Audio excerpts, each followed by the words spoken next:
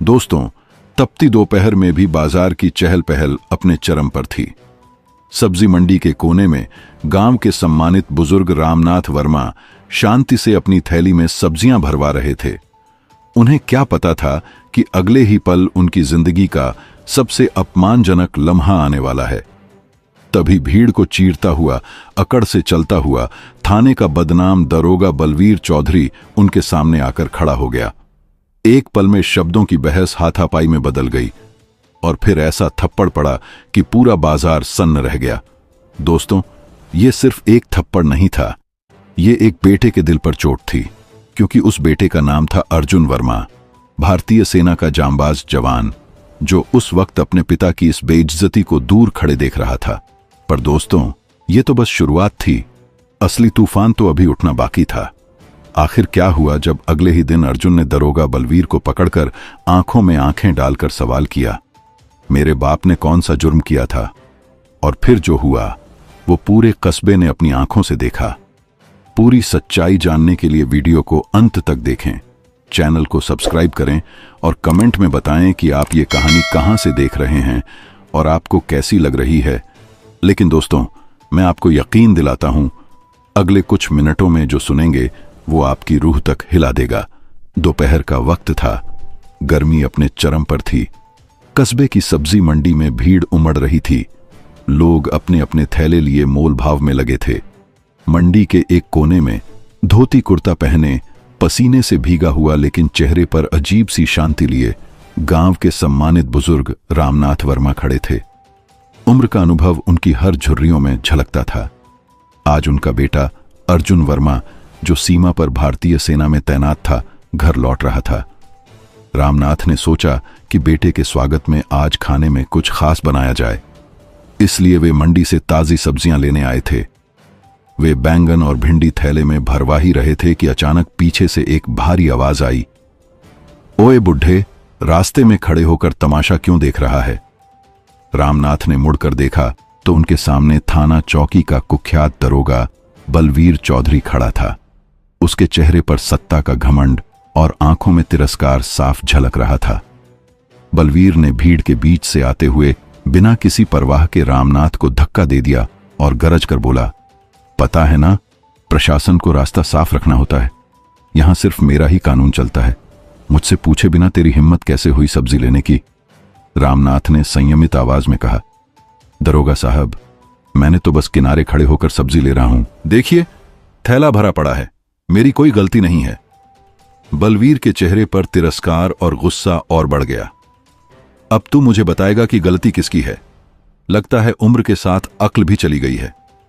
इतना कहकर उसने बिना कुछ सोचे समझे सबके सामने रामनाथ की शर्ट पकड़ ली और एक जोरदार थप्पड़ उनके चेहरे पर जड़ दिया। थप्पड़ की आवाज जैसे पूरे मंडी में गूंज गई। वहां मौजूद लोग कुछ पल के लिए थम गए। किसी की हिम्मत नहीं थी कि दरोगा के सामने बोल सके। रामनाथ ने चुपचाप अपना थैला उठाया। उनके चेहरे पर अपमान की एक गहरी रेखा उभर आई थी। कुछ लोग इधर उधर देखने लगे, कुछ धीरे धीरे वहां से खिसक गए। लेकिन इस घटना को देखने वाली भीड़ के मन में एक सवाल घर कर गया था, अगर इस कस्बे के सम्मानित बुजुर्ग के साथ ऐसा हो सकता है तो बाकी लोग कितने सुरक्षित हैं? उसी वक्त थोड़ी दूर खड़ा एक नौजवान ये सब देख रहा था। उसकी आंखों में आग और चेहरे पर सख्ती थी। वह था अर्जुन वर्मा, रामनाथ का बेटा, जो अपने पिता को लेने मंडी आया था। लेकिन उसने यह सब अपनी आंखों से देख लिया। उसका दिल गुस्से से भर गया, लेकिन उसने खुद को रोक लिया। अर्जुन ने पास आकर पिता से पूछा, बाबूजी, यह कौन था? क्या हुआ? लेकिन रामनाथ ने एक शब्द भी नहीं कहा। उनकी आंखों में अपमान और क्रोध के बीच एक अजीब सा ठहराव था। शाम तक यह घटना पूरे कस्बे में फैल गई। किसी ने अपनी आंखों से देखा था, किसी ने सुना था, लेकिन किसी की हिम्मत नहीं हुई कि जाकर रामनाथ से पूछे। अगले दिन सुबह अर्जुन वर्मा उठते ही उसी रास्ते पर निकल पड़ा जहां उसके पिता को अपमानित किया गया था। रास्ते में एक पान की दुकान पर कुछ लोग बैठे थे जो इसी घटना पर चर्चा कर रहे थे। एक बुजुर्ग ने धीरे से कहा, अरे, वो दरोगा बलवीर तो अब हद पार कर रहा है। रोज किसी न किसी को रोककर बेइज्जती करता है। उस दिन तो उसने रामनाथ वर्मा को सरेआम थप्पड़ मार दिया। सिर्फ इसलिए कि उन्होंने बोलने की हिम्मत कर ली थी। ये सुनकर अर्जुन का खून खौल उठा। उसका मन हुआ कि तुरंत जाकर बलवीर का सामना करे, लेकिन उसने गहरी सांस लेकर खुद को रोका। तभी उसे पता चला कि दरोगा बलवीर हर सुबह तहसील के पास वाली चाय की दुकान पर बैठता है। यह सुनते ही अर्जुन ने मन ही मन तय कर लिया, अब वो चुप नहीं रहेगा। वो सीधे उसी के सामने जाकर पूछेगा कि उसके पिता ने ऐसा कौन सा गुनाह किया था जिसके लिए उन्हें सरेआम अपमानित किया गया। सूरज अभी पूरी तरह निकला भी नहीं था, लेकिन तहसील के बाहर चहल पहल शुरू हो चुकी थी। सरकारी कर्मचारी आते जाते दिख रहे थे, सफाई कर्मी चाय पीते हुए गपशप कर रहे थे, और उसी चाय की दुकान पर एक कुर्सी पर अकड़ के साथ बैठा था दरोगा बलवीर चौधरी। उसके हाथ में चाय का गिलास था और चेहरे पर वही घमंडी मुस्कान। तभी अचानक पीछे से एक भारी हाथ उसकी कॉलर पर पड़ा। चाय का गिलास जमीन पर गिरा और बलवीर चौंक कर पीछे मुड़ा। सामने खड़ा था अर्जुन वर्मा, आंखों में आग और चेहरे पर सेना के जवान की सख्ती। उसने गहरी आवाज में कहा, तू ही है बलवीर चौधरी? बलवीर ने तिरस्कार भरे लहजे में पूछा, कौन है बे तू? अर्जुन ने बिना पलक झपकाए जवाब दिया, जिसके बाप को तूने सरेआम थप्पड़ मारा था, अब उसी का बेटा तेरे सामने खड़ा है। बलवीर चौधरी की आंखों में हैरानी और गुस्सा एक साथ तैर गया। उसने अर्जुन की कॉलर से छुड़ाने की कोशिश की, लेकिन अर्जुन की पकड़ फौलाद जैसी थी। आसपास बैठे चाय पीने वाले लोग अब धीरे धीरे उठकर देखने लगे थे। कुछ ने तो मोबाइल निकालकर वीडियो बनाना भी शुरू कर दिया था। बलवीर ने झुंझलाकर कहा, छोड़ दे, वरना अंजाम अच्छा नहीं होगा। अर्जुन ने उसकी आंखों में आंखें डालकर कहा, अंजाम तो तेरा आज तय हो जाएगा, लेकिन पहले ये बता, मेरे बाप ने तेरा क्या बिगाड़ा था? सड़क पर खड़े होकर सब्जी लेना गुनाह हो गया है क्या? बलवीर ने होंठों पर एक तिरछी मुस्कान लाई। बात सिर्फ सब्जी की नहीं है, यहां किसको इज्जत देनी है और किसको नहीं, ये मैं तय करता हूं। अर्जुन का खून खौल उठा। उसने बलवीर की कॉलर जोर से झटका दी, जिससे उसकी कुर्सी पीछे की तरफ गिर गई और वो जमीन पर धम्म से गिरा। भीड़ में कानाफूसी होने लगी। किसी ने धीमे से कहा, आज तो बलवीर की खैर नहीं। बलवीर उठने की कोशिश करने लगा, लेकिन अर्जुन ने उसका हाथ पकड़कर फिर से खींचा और कहा, तेरी वर्दी तुझे कानून से ऊपर नहीं बना देती। आज मैं तुझे वही एहसास दिलाऊंगा जो तूने मेरे बाबूजी को दिलाया था। बलवीर का चेहरा गुस्से से लाल हो गया। उसने जेब से सीटी निकाली और जोर से बजाई। कुछ ही सेकंड में 2 सिपाही वहां आ पहुंचे। उन्होंने अर्जुन को पकड़ने की कोशिश की, लेकिन तभी भीड़ में से कई लोग आगे आ गए। एक बुजुर्ग ने कहा, हाथ मत लगाना इसे, यह सही कर रहा है। बलवीर का अत्याचार हम सब झेल चुके हैं। सिपाही ठिठक गए। अर्जुन ने बलवीर को खींचते हुए दुकान के सामने ला खड़ा किया। अब बलवीर की अकड़ कम होने लगी थी। देख, आज सब देख रहे हैं, मोबाइल में कैद हो रहा है, अब तेरी हकीकत छिपेगी नहीं, अर्जुन ने कहा। बलवीर बड़बड़ाया, तू चाहे जो कर ले, मैं दरोगा हूं, तेरे जैसे 10 को निपटा सकता हूं। अर्जुन ने उसकी बात काटते हुए कहा, दरोगा होना तेरी जिम्मेदारी है, गुंडागर्दी का लाइसेंस नहीं, और आज तू कानून का नहीं, अपने कर्मों का हिसाब देगा। तभी भीड़ में से किसी ने आवाज लगाई, एसडीएम साहब आ रहे हैं। सबका ध्यान सड़क की ओर गया। एक सरकारी गाड़ी धीरे धीरे आकर रुकी। उसमें से उतरे एसडीएम राघव मिश्रा, चेहरे पर सख्ती और चाल में दबदबा। उन्होंने भीड़ को देखते ही पूछा, क्या हो रहा है यहां? अर्जुन ने बिना बलवीर को छोड़े कहा, सर, यही वो दरोगा है जिसने मेरे पिता, एक बुजुर्ग, एक सम्मानित व्यक्ति को सरेआम थप्पड़ मारा था। कोई गुनाह नहीं था, बस बाजार में खड़े थे, और ये कोई पहली बार नहीं है। पूरे कस्बे में ये कई लोगों के साथ ऐसा कर चुका है। भीड़ से आवाजें उठीं, हां सर, हम गवाह हैं, वीडियो भी है हमारे पास। राघव मिश्रा की नजर बलवीर पर पड़ी। क्या यह सच है? बलवीर ने हकलाते हुए कहा, सर, लोग बढ़ा चढ़ाकर बोल रहे हैं, यह सब साजिश है। अर्जुन ने जेब से मोबाइल निकाला और वीडियो प्ले कर दिया। स्क्रीन पर साफ दिख रहा था, बलवीर रामनाथ वर्मा को धक्का देता है और थप्पड़ मारता है। वीडियो देखते ही एसडीएम का चेहरा कठोर हो गया। उन्होंने तुरंत आदेश दिया, दरोगा बलवीर चौधरी अभी के अभी सस्पेंड, और मारपीट व सत्ता के दुरुपयोग के आरोप में जांच और एफआईआर दर्ज होगी। सिपाही, इसे हिरासत में लो। बलवीर ने विरोध करना चाहा, लेकिन 2 सिपाही उसे पकड़कर गाड़ी की ओर ले गए। भीड़ में खुशी और राहत का माहौल था। किसी ने फुसफुसाकर कहा, आज न्याय हुआ है। अर्जुन ने गहरी सांस ली, लेकिन उसके मन में एक सवाल अब भी चुभ रहा था। बलवीर जैसे लोगों को शक्ति कौन देता है? और क्या सिर्फ एक को सजा मिलने से यह सब रुक जाएगा? अर्जुन वहीं खड़ा रहा। भीड़ धीरे धीरे बिखरने लगी थी, लेकिन उसकी आंखें अब भी एसडीएम राघव मिश्रा पर टिकी थीं। राघव ने उसकी ओर बढ़कर कहा, तुम्हारी हिम्मत काबिले तारीफ है, लेकिन याद रखो, बलवीर जैसा सिर्फ एक मोहरा है, असली खिलाड़ी और भी हैं। अर्जुन ने भौहें सिकोड़ लीं। क्या मतलब?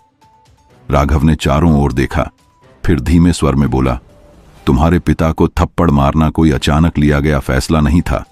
इसके पीछे एक मकसद था, और वो मकसद इस कस्बे के पुराने विवाद से जुड़ा है। मैं सब अभी नहीं बता सकता, लेकिन अगर सच जानना चाहते हो तो रात को पुराने तहखाने के पास मिलना। राघव की बात खत्म होते ही वो अपनी गाड़ी में बैठकर निकल गए। अर्जुन के मन में सवालों का तूफान उठ खड़ा हुआ। क्या ये महज सत्ता का घमंड था, या इसके पीछे कोई गहरी चाल? शाम होते होते अर्जुन घर लौटा। रामनाथ वर्मा चुपचाप आंगन में बैठे थे।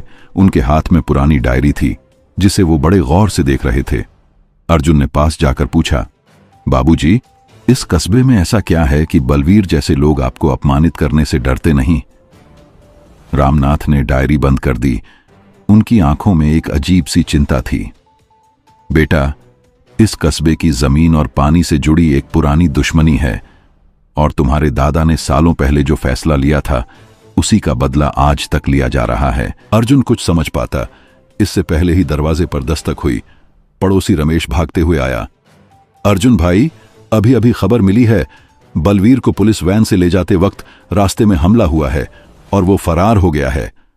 अर्जुन का दिल जोर से धड़कने लगा। क्या?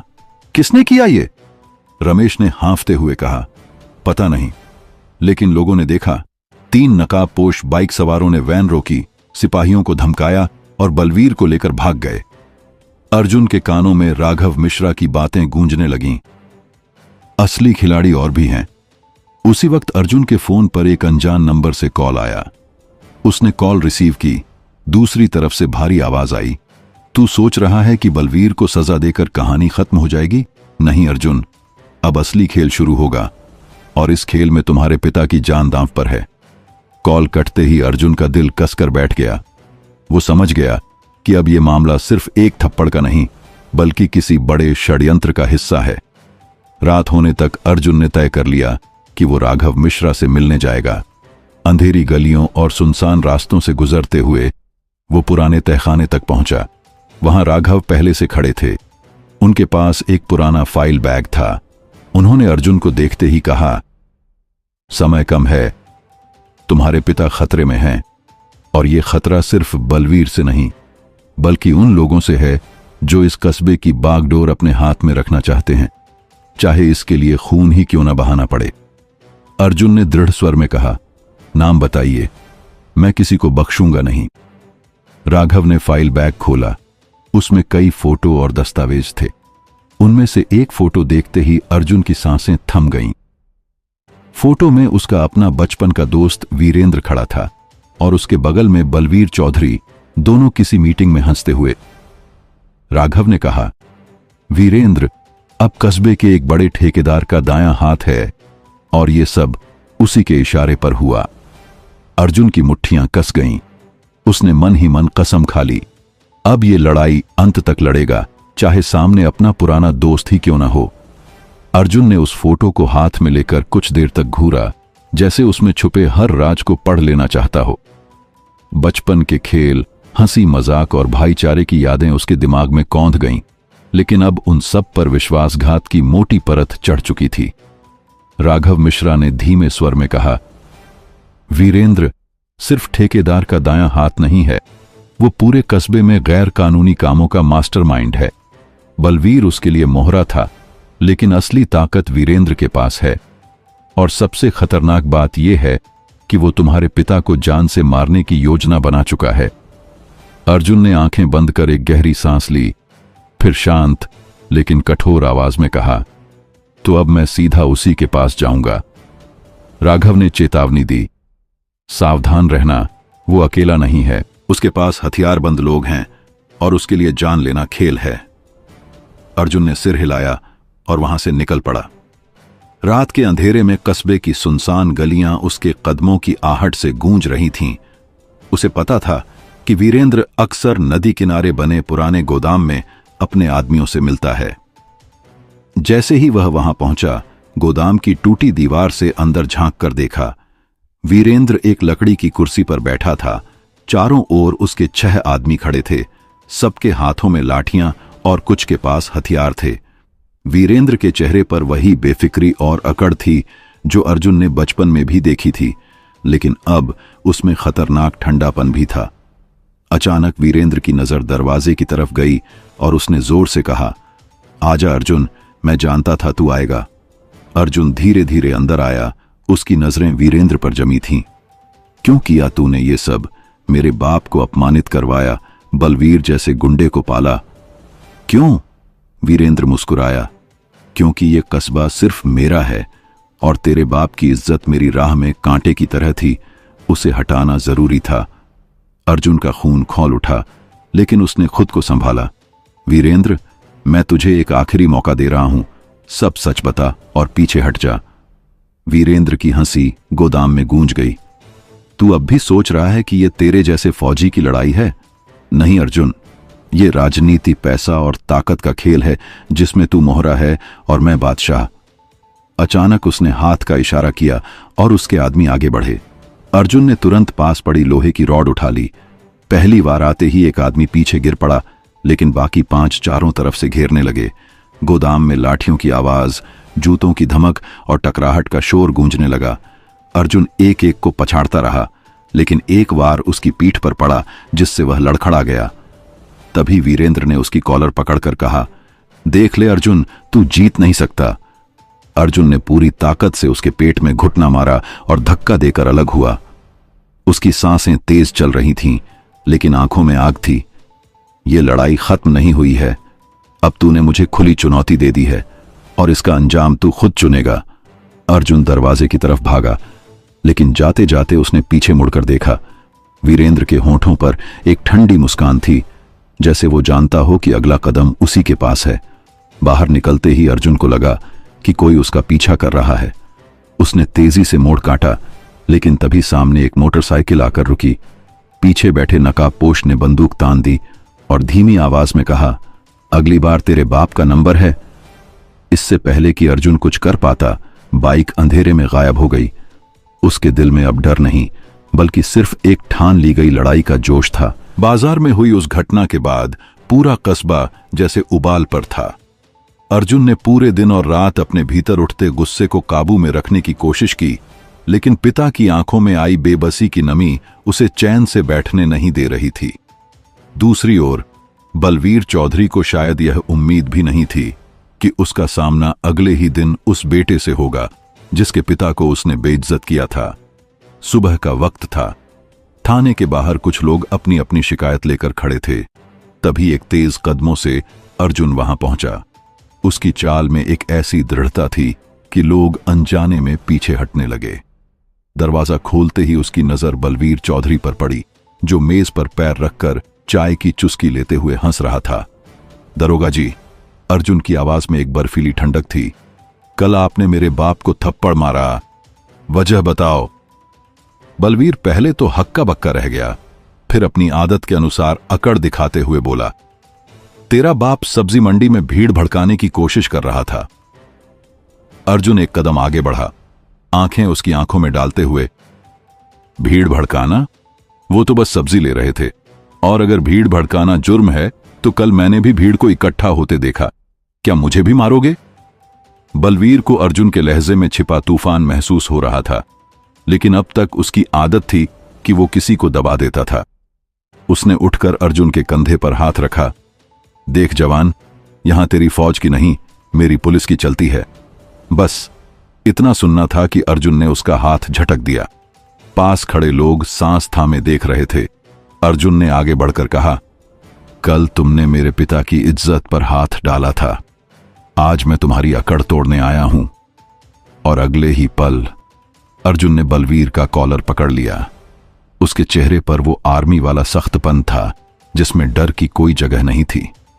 थाने में मौजूद सिपाही बीच बचाव करने की कोशिश करने लगे, लेकिन भीड़ की फुसफुसाहट में एक ही बात गूंज रही थी, ये तो वही जवान है जिसके बाप को कल थप्पड़ पड़ा था। बलवीर का चेहरा लाल हो चुका था, लेकिन इस बार वो कुछ कह नहीं पाया। उसकी आंखों में पहली बार किसी ने डर बैठा दिया था। अर्जुन ने धीरे से उसका कॉलर छोड़ते हुए कहा, यह थप्पड़ का बदला नहीं है, यह सबक है। अगली बार किसी बेकसूर बुजुर्ग की तरफ हाथ बढ़ाने से पहले सोच लेना। इतना कहकर अर्जुन मुड़ा और बाहर निकल गया। भीड़ ने रास्ता दे दिया, लेकिन उनकी आंखों में एक अद्भुत सम्मान था। किसी ने फुसफुसाकर कहा, आज सच में इंसाफ हुआ है। उसके बाद बलवीर का रवैया बदलने लगा। कस्बे में पहली बार लोगों ने देखा कि दरोगा किसी बुजुर्ग से बात करते वक्त हाथ जोड़ लेता है।